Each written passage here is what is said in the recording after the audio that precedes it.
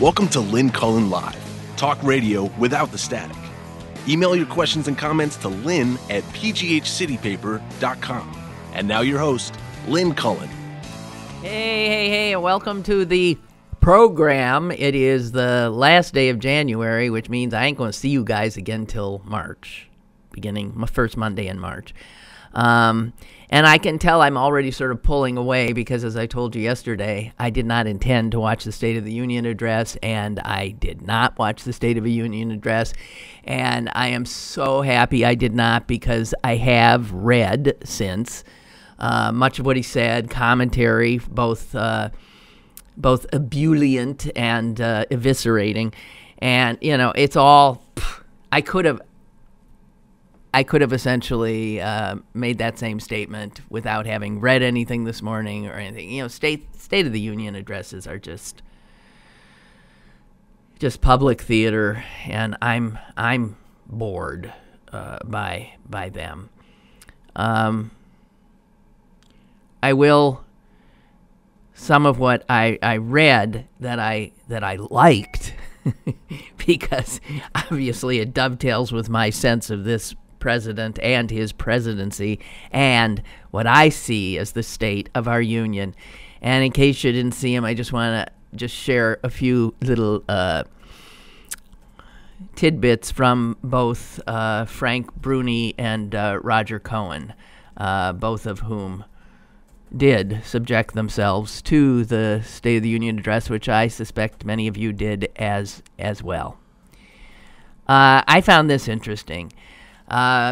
Cohen says that in the 80-minute speech, and God, that's longer than Clinton's speech. I remember Clinton just, it's like Fidel Castro stuff.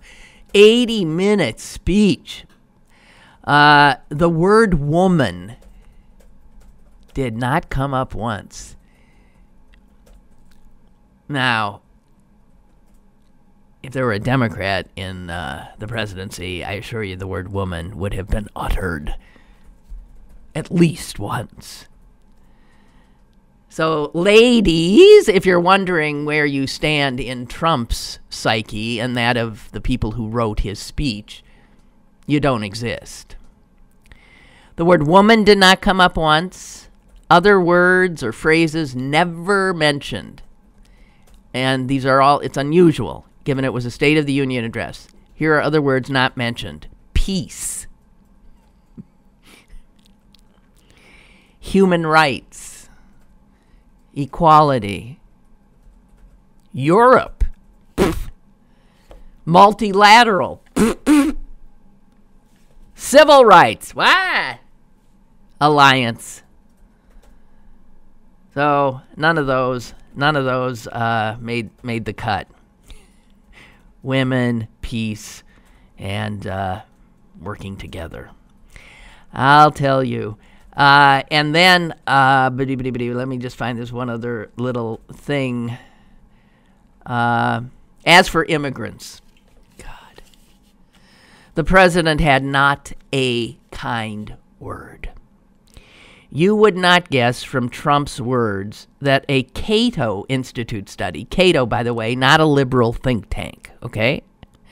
That a Cato Institute study of refugees admitted to the United States in the last 40 years, in the last 40 years, found that the chance of an American being killed in an attack committed by a refugee is 1 in 3.64 billion.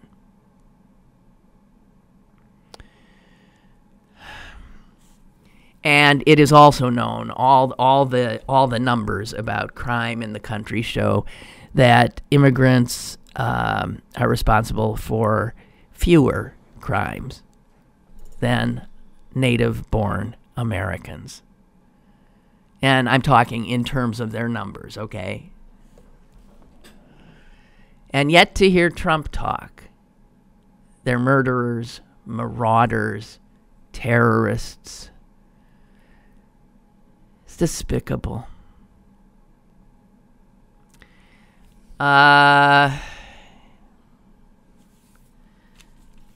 the American dream, in Trump's view, is, to me, a nightmare.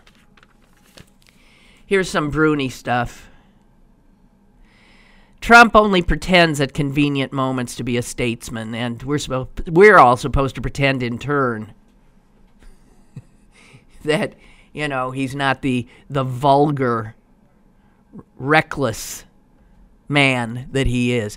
And this is one of the reasons I didn't want to watch. I didn't want to hear the usual parsing afterwards. Apparently Van Jones on CNN made some exultant remark about, this is wonderful, the president was the president, I don't want to hear that shit. And I don't know why people say it. He read off a teleprompter. A lie-filled speech that was not designed to unite, but designed to divide and to denigrate immigrants. Bruni says, above all, we are supposed to pretend that what he says today has any bearing on what he'll say tomorrow, when what he said yesterday contradicted that. So why should any of us take part in these absurd exercises when we know who we're dealing with here? A little more Bruni. Our president lives in a world of sand and wind and make-believe, where the merest gust can alter the shape of everything. And the remarks that he was set to deliver on Tuesday night should be seen in that shifting, swirling, fantastical context. To be fair, most State of the Union addresses are wishes. Barack Obama set markers, preschool and community college for all. You remember that? That was an Obama State of the Union. The State of the Union traffics in the sublime and thus in the ridiculous. But Trump is a ridiculous breed apart. His moods more erratic, his poses more ephemeral, his promises emptier. So, yeah. I came upon two items that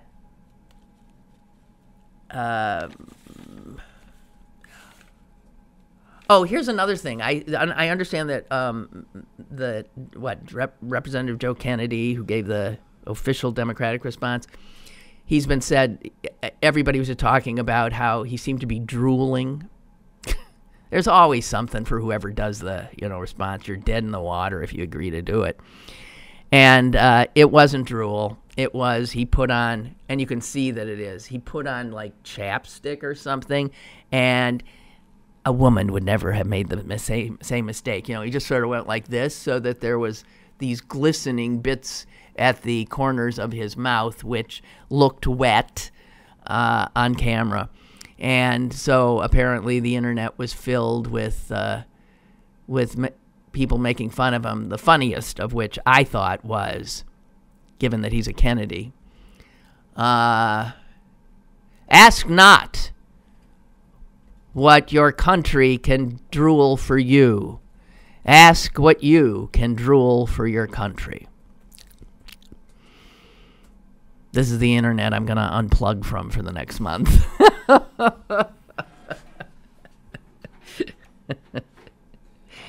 Oh, dear. So, Susan and I were talking yesterday, and at the end she said, and we were talking also about these locating apps, and I was saying, I get so sick of apps all of a sudden asking me, would you, allow us please lose your present location? And, I always say, no! I mean, I don't want you to know where I am. You!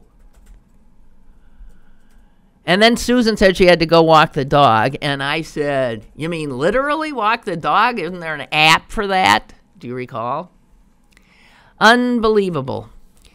today's New York Times. One of the technology world's deepest pocketed investors, he's a Japanese guy, has been scouring the globe to find and to fund technologies that he sees as going to just explode and, of course, make him richer. And so this guy who had something called the Vision Fund has announced that he is investing $300 million in a Los Angeles startup called WAG. W-A-G, ladies and gentlemen, it summons someone to walk your dog. So I got to tell Susan about WAG, although I think she enjoys walking her dog. Anyway, here's the thing, though, about the location stuff.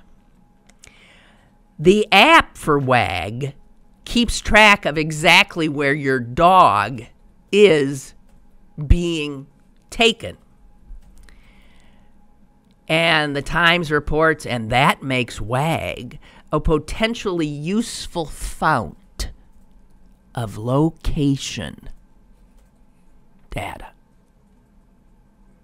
And this is location data, not about a human. This is location data about a dog. And this Japanese gazillionaire says, this is useful and I'm going to put $300 million into this because I'm going to make a lot more out of it. When his fund,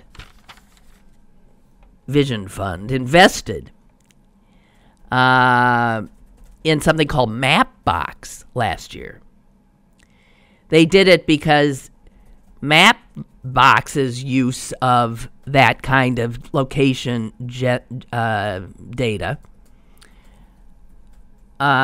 generates maps that this Japanese guy says will be the foundational infrastructure for the next stage of the information revolution.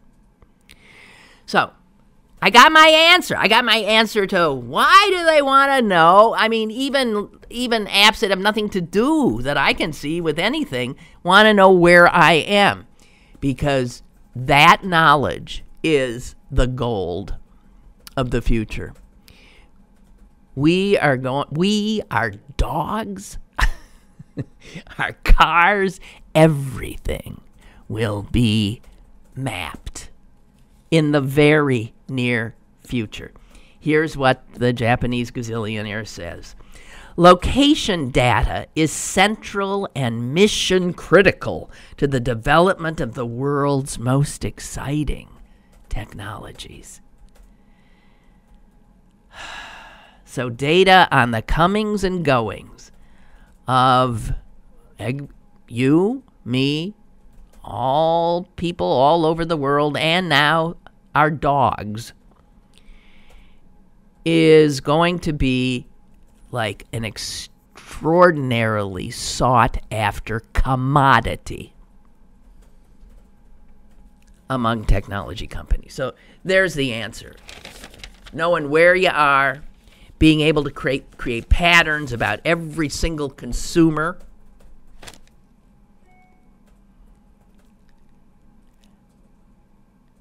I find this creepier than anything Orwell came up with. I really do. So I'm going to keep saying don't allow, no, even though I don't think for a minute that they won't access my location. As somebody said yesterday, I think it was Brooke, she said if I just turn off the GPS on my phone, and I did it in my car, I think. So I just thought that was interesting.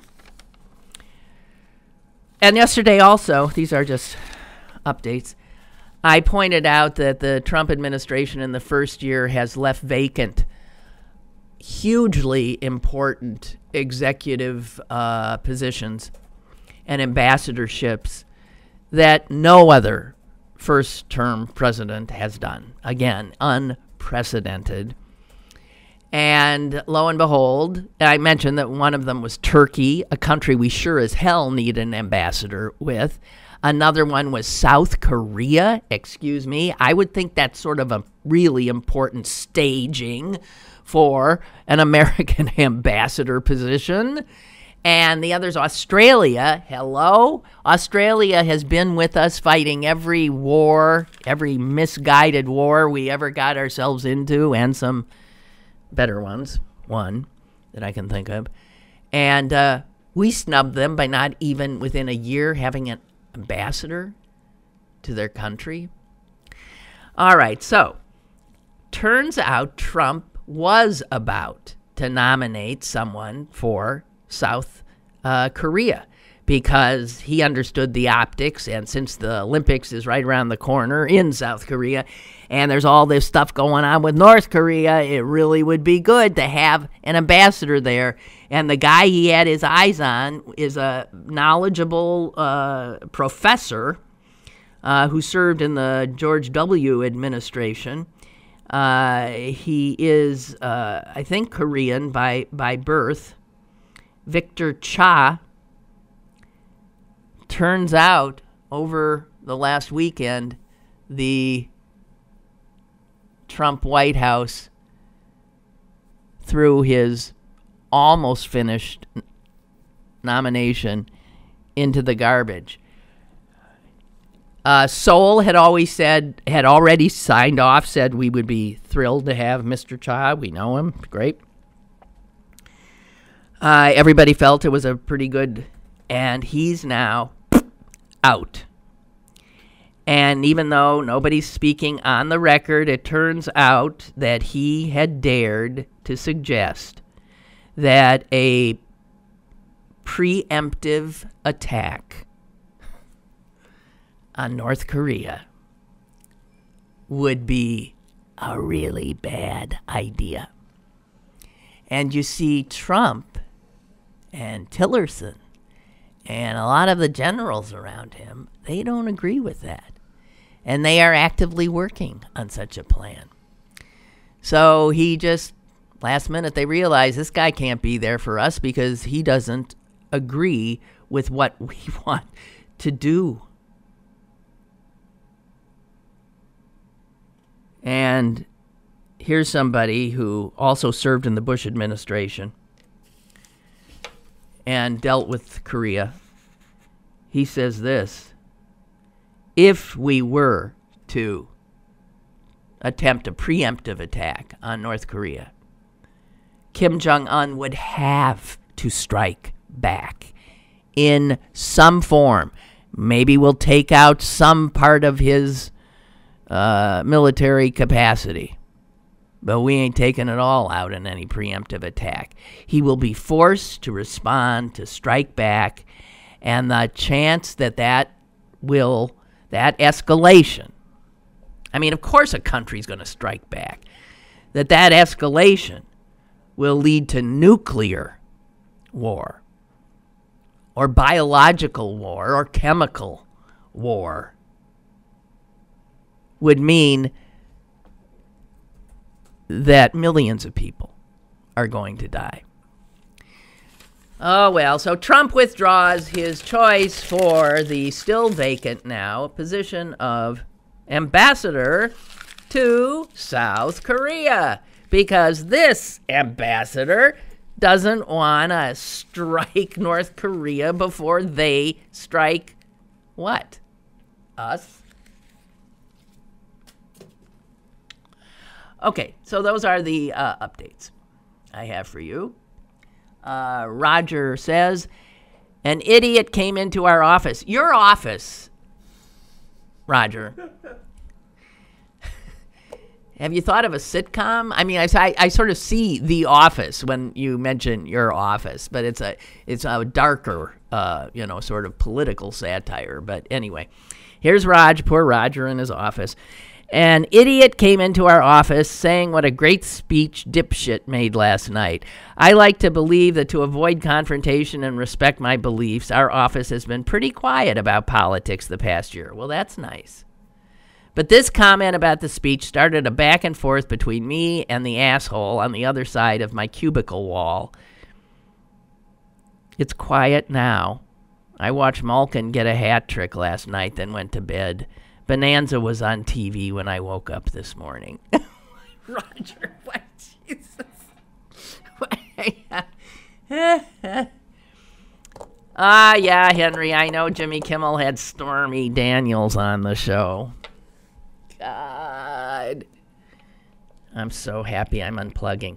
Jimmy Kimmel had Stormy Daniels on the show last night, which turned out to be nothing. Well, except her making money. Why did we do this? Why do we do it?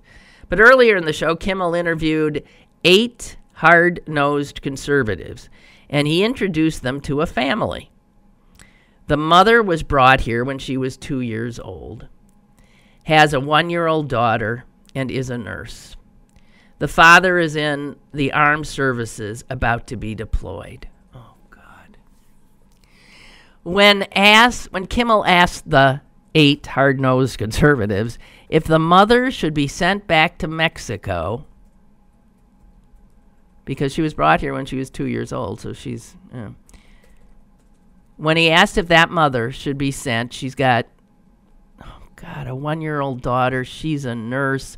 The father is in the armed services. And when he asked these conservatives, should she be sent back to Mexico, all the hands went up. There was no compassion whatsoever. I'm sure Kimmel thought he could convert these conservatives if they met a family like this. But there were no converts. Maybe one towards the end who was maybe having a little moment with his conscience. This segment was shocking and is worth watching. This is the face of America now. This it is. It's cruel. It's cruel. It's cruel and xenophobic, and it's not a country, as I keep saying, that I can pledge my allegiance to. It's not. I mean, I'll do everything I can to get that country back, but as currently constituted, the country is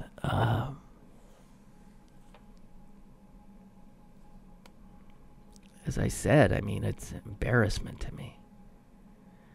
Oh, Henry, I think we set Margaret off. She says she's got a loop going in her head. She keeps singing Stormy Weather in her head. Do you know that song? Stormy Weather. Oh, it's a great Lena Horne. So, wow. Okay, stop sending me these things because I'm going to kill myself, okay? My crack producer here just sent me, here's a headline. That's all I'm doing. Trump's top health official traded tobacco stock while leading the anti-smoking effort. Yeah.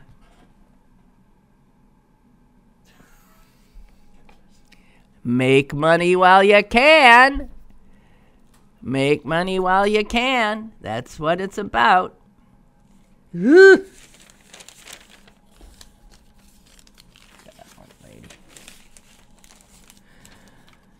So Amazon's in the news, of course, for this thing with Berkshire Hathaway and Jamie Dimon's outfit regarding healthcare, which sent healthcare stocks tumbling yesterday. Yay.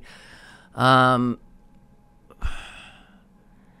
there was a piece that Richard Florida, wrote in the Wall Street Journal, I don't know, a few days ago maybe. Richard Florida used to teach here at Carnegie Mellon. He is, I don't know, I'm sure some people don't think he's as smart as he thinks he is, but he is somebody that is listened to about urban centers and how you make great cities in this day and age. And I recall in his time here, I mean, he felt Pittsburgh was making some of the right moves, but he was always saying that you want a great city, you got to have immigrants. Because immigrants are the energy, always. They're the energy. And how Pittsburgh was not really getting as many immigrants as it should. I do remember him saying that. Anyway, he's back with something that I totally agree with. You know that I do not want Amazon coming here. And that puts me at odds with the mayor, the county executive, I'm sure the corporate world here, many of you. Obviously, everybody thinks that anyone in their right mind would want Amazon, which is why you had, over 200 cities actively trying to woo Amazon to their city. That number has been whittled down now to 20. And we are one of them. And you also may know, if you read the local paper, which didn't come today, if you read the local paper, that efforts by, I believe it's WTAE TV and the Post-Gazette, to get the city and the county to tell us, we the people, what the hell it is they're offering to Amazon. Because wouldn't we have sort of some stake in this? And if they're offering Amazon what we suspect they're offering Amazon, tax breaks up the wazoo, incentives up the wazoo. If they're essentially rolling over and saying, do what you want, we'll create the infrastructure you need, we'll do this, we'll do that. And odds are that is what they're saying. Then we, and there's a reason they don't want us to see it, because they're fighting this effort to have this made public, their bid, and the obscenity of we, the taxpayers of Pittsburgh, the beleaguered taxpayers of Pittsburgh, who are already holding up nonprofits like UPMC and the universities here, all the hospitals, the churches. There are more non-taxable entities in this city, but not you. You're taxable. I'm taxable. Jeff Bezos is like the richest guy in the universe, right? It's his company. And we're, little people like us, are going to help underwrite a gift to him? To me, if you can't see how obscene that is, then I would give up any effort to talk to you. So I was pleased when I saw Richard Florida's piece in the Wall Street Journal, because he agrees with me. And what you have happening here with these 20 cities that are left is that now it's a bidding war, essentially, right? How much you going to give me? How much you going to give me? That's what Bezos is up to. And it's the same thing we saw a decade or so ago with public funding of sports facilities, right? Oh, the team's going to pick up and leave because so-and-so, another city, is offering them big. So what are you going to give us? And I'm so sick and tired of being held hostage. What's going on? A call. Well, why'd you look like... You got to watch your facial expressions. I thought the world had come to an end. Huh? Jesus. All right. It's just a call. Here's what I saw in my peripheral vision.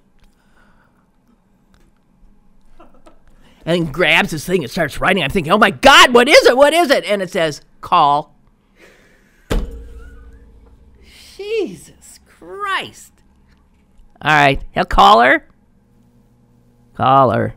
Hey, good morning, Lynn. How are you? This is Paul calling. Hi, Paul.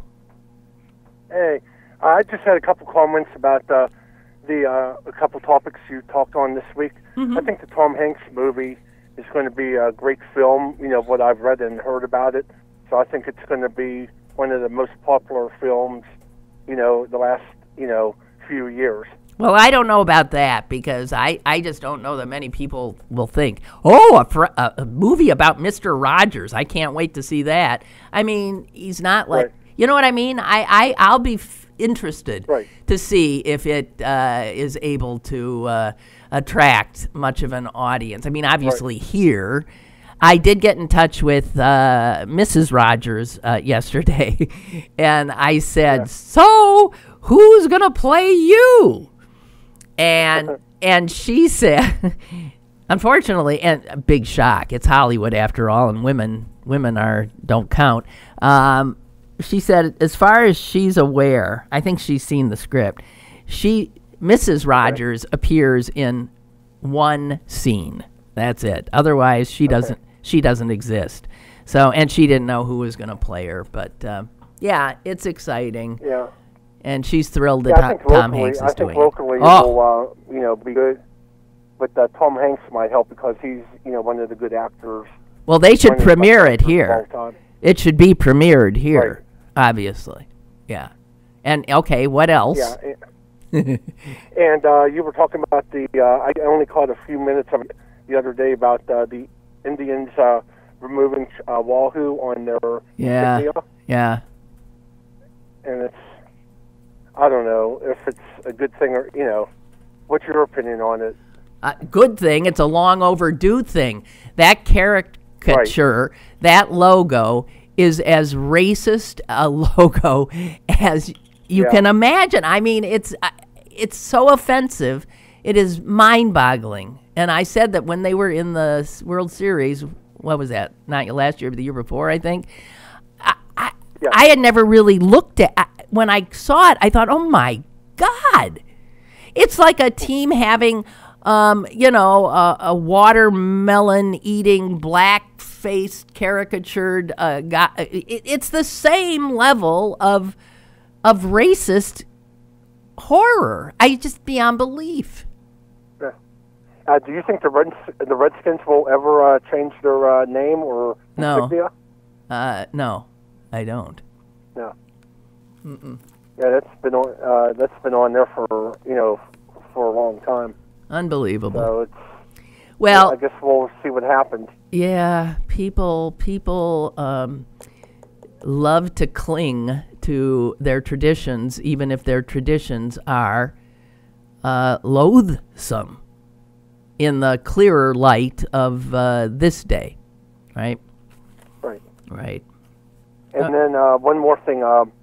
You said about the Pirates moving, or teams moving, and they want new stadiums. Yeah. Down in Atlanta, they got rid of both of their new facilities, and they weren't even, I don't even think 20 years old yet, and they imploded the Georgia Dome and I think Turner Field. Yeah. And the Texas Rangers, their field is not even 25 years old, and they broke ground to build a new facility. That is correct. It's like, where's the money coming from? Probably from us. Well, not in those cases, but wow, it's disgusting. And you can bet, how old is Heinz Field now? That's probably getting ready to be torn down too. 2000, yeah. It's almost 20 years old. Oh my God. Well, I remember the implosion of Three Rivers. Well, now let's implode that baby. And anyway, Heinz Field is about the ugliest football stadium in the history of the universe. It is. I don't know if you've been to others. I have never seen one as ugly as it is. And all of these retractable dome stadiums, or where Cowboys play, or Arizona, it doesn't look like a real, sporting event venue. It looks, I don't know. Yeah. They all look like spaceships to me, or something like that. So, I guess I'm getting old. So well, it's like all who ain't? It's all, it doesn't look like a regular standard stadium to me. So, they make money from them. Yeah. Bring back Forbes Field. All right. Thank you, Paul. Appreciate it. Okay. Have a good day, and enjoy your vacation. Thank you very much. I appreciate it. And okay. Good day. Bye. And I just want to make clear, you guys should enjoy your vacation from me. Okay. The explanation for the look that scared the hell out of me is the following. Steven says, the site we used for showing me calls was not showing any. And then he hit refresh. And there were 3 calls waiting. So that was the look. Oh, my God! There's 3 calls waiting. And so Paul got in. The other 2 that were there long ago said, F this, and left, right? So we had 3 calls. To the 2 callers who gave up, sorry, apparently our software wasn't showing you. And now, whatever, maybe it is. So anyway, Richard, Florida, ladies and gentlemen. He says this in part. He said, most progressive mayors bend over backwards to lavish Amazon with corporate welfare. This is true. And he names names. New York's Bill de Blasio, Los Angeles' Eric Garcetti, Rahm Emanuel in Chicago, Washington's Muriel Bowser, Pittsburgh's Bill Peduto, Newark's blah, blah, blah, blah, blah. And he says this. At home, all these mayors are all about fighting inequality and gentrification, creating affordable housing, increasing the minimum wage, and generating inclusive prosperity. But they apparently have no problem forking over hundreds of millions of dollars, in some cases billions, to a corporate giant led by the world's richest man. Is it any wonder many cities have kept the terms of their Amazon offers under wraps? Caller. Hi. Hey, Lynn, it's Mike in D.C. Hi, Mike. I was one of those people that gave up. I'm sorry. I'm sorry. We didn't know you were there. So about Amazon, I don't think you guys have to worry. It's coming to D.C. Either Northern Virginia, Maryland, or D.C. proper. It's coming here. He has a house here. He doesn't want to have to get on one more plane to travel to Pittsburgh. You know what? That's coming here. That's what exactly this guy, Florida, says. He says this whole competition is a ruse. Amazon, without a doubt, already has a very good idea of where it wants to put its headquarters. Because if you look at the map of the 20 cities on the short list, there are 3 clusters where there are more than 2 or 3 cities in a, and I noted it when the names of these 20 came out. You've got you were like, where's Montgomery County? Yeah, right. So here's what you got, and he points it out. You got the District of Columbia as one of the remaining, Northern Virginia as the other, and Montgomery County. And this is a very close area. He has a home there because he now owns the Washington Post. And then you got it's a lovely home that he just spent millions of dollars to upgrade to, by the way. He also has a home. He also has a home in New York. And New York is on the list, as well as Newark, I think, right? Yeah, Newark. And so, okay, so that's 5 of the 20, and you see that it's a cluster. He says Amazon's plan is surely intended to pit those 5 remaining areas, the ones that look like that's where he's heading, against each other to come away with the biggest deal, so that he'll see which one, D.C. or New York or Newark, is going to hand over the biggest thing. He said these big city mayors must know one another. They could take the high road and organize a mutual non-aggression pact, pledging to renounce. Well, wouldn't that be smart? Not going to happen. It's dog eat dog. Between the governors and everyone. Okay, well, we still don't know. He could still surprise. He could surprise. Toronto's still on the list, and it hasn't offered any incentives. But it's just it's a ruse. It is. It's something Donald Trump would think up. It is, a contest. A reality. It's reality show. Who's gonna get the rose? Who's gonna get the And I pray that it's not Virginia, Northern Virginia, which it probably will be because we have a really low tax base. Uh-huh. And that's my neighborhood. That's where I live. And it will destroy traffic. It will maybe increase the value of my house, but it won't help me because I'll be moving. Yeah. We have a metro system. We have lots of immigrants. So my bet is that it's Northern Virginia, but I pray that it isn't. For the same reason you pray it isn't Pittsburgh, because we don't need more jobs of people who just put stuff in boxes. That's not the way I want to grow the economy. No, and with huge warehouses clogging traffic and congestion. That's not how I want to grow the population. Well, my neighborhood is actually unrecognizable. If somebody who hadn't been in the East End, East Liberty area for 5 years were to come back, they wouldn't know what the hell where they were. I sometimes at night, if I turn a corner and I'm confronted by some huge, ugly, they're all ugly building, and I think, what? And then I remember which ugly building this is and what the reality is. I really don't understand. And the question is, did your taxes drop because of all of those extra buildings? I'm guessing no. Oh, no. Of course not. Of course not. Right? Because that's the illusion they tell us. If we bring more people in here, there'll be more people to support the tax base, and our taxes will be lower. That's not what happens. No, you need more infrastructure. You need more... no, taxes go up. Right. Jesus. But it's that whole Republican idea that it's going to trickle down to you someday.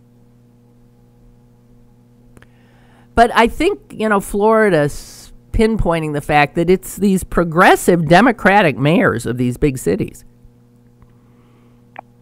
that talk out of both sides of their mouth. It's like, oh, we need affordable housing. And they can't do enough for the richest man in the world, and even others that aren't quite the richest men in the world. They can't give them enough. It's just not enough Democrats vote for them to win. And if they tell the truth, some of the quote unquote independents and Republicans won't vote for them. They'll brand them as anti-business, and they'll lose. And then there's also the point that I'm sure some of their contributors are the same people who we're talking about right now. So it's a rigged system. There's no way out of it. It's dog eat dog. They throw all the governors in a pen and say, duke it out. That's right. Who's going to come out on top? Well, that is what they did with the sports teams. That's what they do with this. That's what they do with any industry now. Anybody wanting to maybe put a plant somewhere. They just set off these, bidding wars.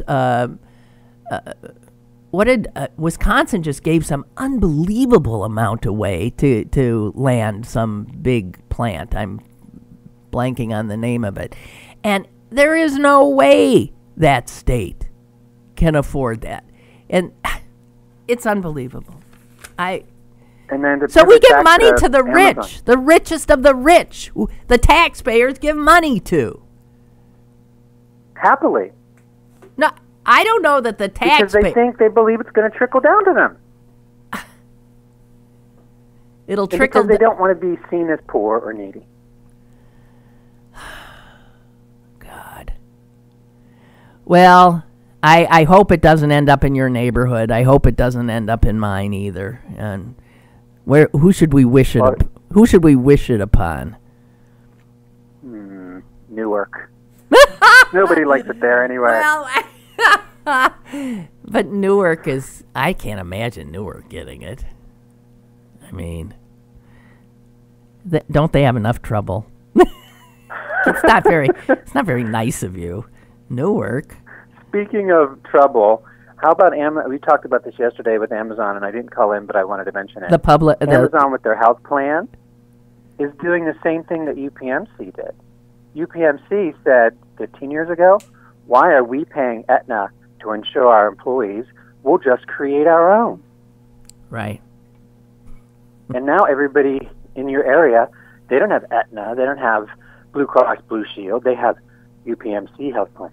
Not me, so but yeah. They're taking the lead from them, and honestly, it's smart, particularly if they can create a system that there's no overhead or there's no profit incentive in there.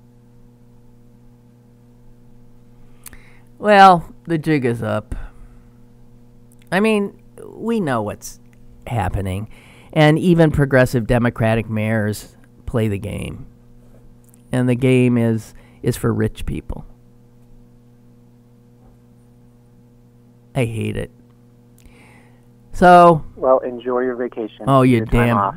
Oh, what my books God. did you get, by the way? You mentioned that you got 3 books. You didn't tell us which. Do you think even when I'm reading a book that I absolutely love, I can never remember the title? I cannot remember. My head doesn't hold so much stuff. And I got 3 books. I can't remember one. They're all novels, because that's what I disappear into. And they were all deemed by the New York Times book reviews section to be some of the best novels of the year. So they're new novels. And I've read a few. I have been reading like a book a week. I'm just on a binge. And man, I've been reading some great books. But don't ask me what they are. Well, I tell you to post them on your Facebook, but you're not supposed to be on your Facebook. Are you going to do that? Are you going to go native and plug into anything? No. That's the scariest part of all. I am not. Just your phone. You're going to use the phone as an emergency, or right? Phone is an emergency. I'm not taking my iPad that I play all my games on. I'm not. No, I'm taking books and knitting. And I've decided to allow myself some crossword puzzles. Other than that, no. I don't know what the hell I'm going to do. Well, we expect a full report. It can be your project. And I'll keep a journal. As I go insane. Dear diary, day 1. I know, really. I've developed a tic in my right eye. I cannot sleep wondering what's happening out there. No, I'll be better for it. There's no doubt about it. But it'll be a strange transition. And worse, I'll have to come back. And then that just blows up any of the, good effects, right, that I've had. It's like you can't sustain something like that and be in this world. I mean, I can't sustain that and do this job. Right? Yeah, but you could use that rationalization for why go on vacation? You just have to come back. Why make your bed? It's just going to get dirty again. Why do laundry? It's just going to get dirty again. Those are all good questions, I think. Oy vey. Oy. Well, yeah. I've been thinking maybe, I don't know how you guys would react to it, but maybe we can try to pull the show back a bit from the constant political talk, like it used to be. I mean, we talk about you're I can tell. I mean, things that have to do with not necessarily politics, but maybe social. Well, that gets into politics too. It all ends up in politics. I don't know. Well, if you introduce a topic right when you start, good morning, today is whatever day, and today's topic is dog catching, or tomorrow's topic will be, that will sort of steer the conversation to those of us who call to say, oh, we're talking about this today. That might help. Well, yeah, right. And maybe try for you would have to do due diligence and do that ahead of time, which is not fun. No. And then I'd maybe have more guests, do more cultural stuff maybe. I don't know. If that's the way to maintain. Or you could put a calendar on your website and ask for suggestions of topics. So you wouldn't have to do this all by yourself. You guys are free to give me topics and information anytime. Just don't do it in the next month. Because I ain't looking. All right. Always good to talk to you. Thank you. Enjoy your time off. Thank you. Bye-bye. Bye. Yeah. Should all enjoy it.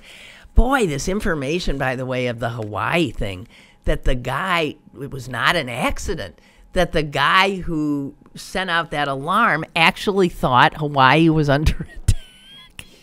Oh, God. And it gets worse, that he'd apparently had some difficulty in the past ascertaining whether things were drills or reality. And yet, they keep this guy in that position. It sounds like such a mucked up. The whole goddamn bunch should be. I guess the head of the department is gone already. Unbelievable.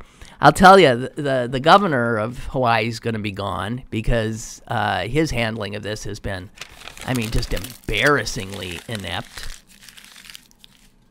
and lackadaisical. So, unbelievable. So there was like this lunatic, who didn't know reality from a drill, and he's in charge of putting out the warning. What the hell? Heads should roll. Brooke writes, I would suggest that while you're away, that your callers take the hour that is normally dedicated to listening to you and do something fun with it. Yes! I'm in total agreement. As opposed to what you're doing right now. Because this isn't fun, is it? Is it? Why does it give me a headache? Don't take that hour and turn on CNN. Yes, Brooke. Use it to pull out a board game, read a book, see a movie, clean a drawer. That's mine. Or call family. Just talk. Take a walk. We all can't disconnect like you for a month, but we can all disconnect for an hour. And yes, well, I'm absolutely mean it when I say use this opportunity to unplug in some way as well, at least from this hour. I think that's a great idea. It's a gift I'm giving you. We have a call. Hello. Hi, Lynn. Hi. I certainly hope you're going to a warmer climate. I'm not. To do your recuperation. Well, I'm not. I'm doing most of it is in a cold climate because I'm strange, and some will be in a warm climate, but most in a cold. Lynn, I suspect that the majority of us are all in the same boat with being burnt out, just completely burnt out. I cannot believe what's happening to our country. I never realized how much I loved our country until it was in this much trouble. Yeah. I've been involved in so many elections, down in the mud, the blood, and the beer, and I can't believe at this time of my life, personally, that I have to jump back in. I had no intention of going this way. But the hard reality is our feet are to the fire. This next, forget 2020 election, this next election is so vital. Right. The governor races. The governors can they can veto. They have jurisdiction over the redistricting, and that has a long effect. The redistricting, as we well know about the redistricting, this next election, it's so vital. I can't believe I agree, and I will return and be here to, help get people fired up for that. You're right. These are consequential times, and we gotta be there to try to, as the other side said, take our country back. Jesus, and got it a is tug a of war delicate going. balance. Yeah. Hey, it's a very delicate balance because we are burnt out, and as part of what I just can't take anymore. It feels like, and you have been the last of the Mohicans. I barely watch CNN anymore because it's just a little too. Okay, I have to limit. Well, what it is, you do have to limit because it's so repetitive. There is no reason to trouble yourself with more than even a half hour or an hour of this kind of stuff a day. You'll learn enough. If something interests you, then go online and find out more. But keeping CNN or MSNBC or any of those things ongoing is just, it doesn't help you. It doesn't change a goddamn thing. I got to run. But I got to run. One more thing, Lynn. Are we being desensitized? Is this exactly what the plan is for us to be desensitized that we don't look? Well, I think you get desensitized by this constant listening. You don't need it. You don't need it. Nothing changes from minute to minute to minute to minute. It's insane, and that's part of what technology has done to us. It's not necessary, and it is debilitating. Please, sweetheart, have a wonderful respite from this nightmare. But I certainly hope you come back, honey. Seriously. Okay, I will. I got nowhere else to go. Okay? All right. Bye. We love you, Lynn. Thank you. Thank you so much. Bye. And call. Hello. Hello. Hi. I'm Jeff from Greene County. Hi, Jeff. I called yesterday, actually. I've been listening to you for a long time. I've never called in very much, a couple times before. But I heard last night that Trump was touting clean coal again. He was going on beautiful clean coal. Beautiful clean coal, yeah. State of the Union. Yeah. But it's beautiful, clean coal, and it just reminded me of a little thing that John Oliver did to mock Trump. Yeah.